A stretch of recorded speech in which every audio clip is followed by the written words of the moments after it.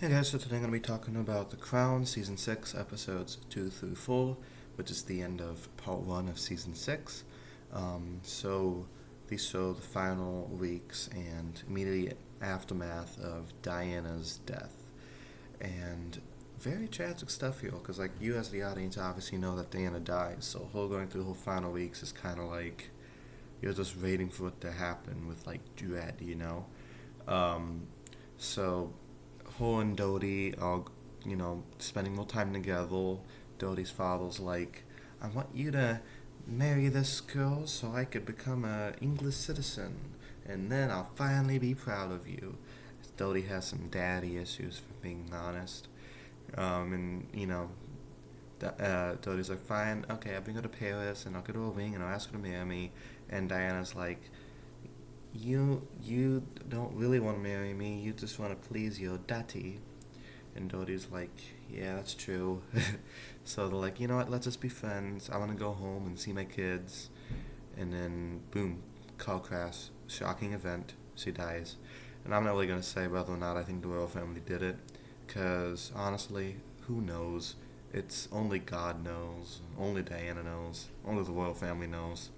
So I'm not really gonna comment on that.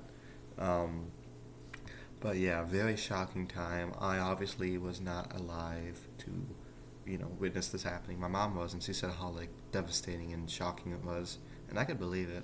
The show does a very good job at portraying everybody's grief and shock at this.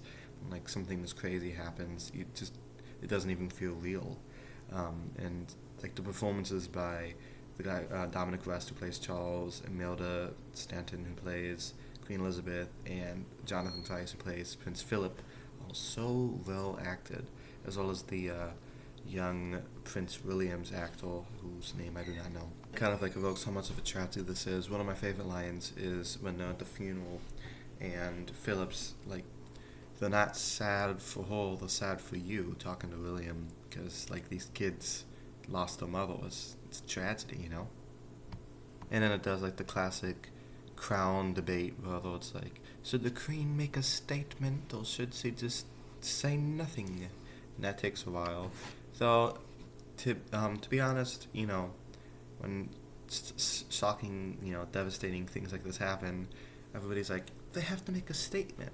Yeah, they have to make a statement. Like maybe they just want to resonate with their thoughts for a little bit.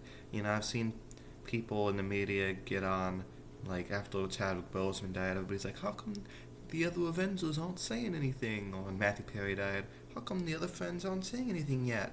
It's like they don't have to say something to appease you. Give them a few days. Jeez. So I'm kind of, you know, I could kind of see it from the Queen's point of view. Um, but yeah, very just distressing, all around.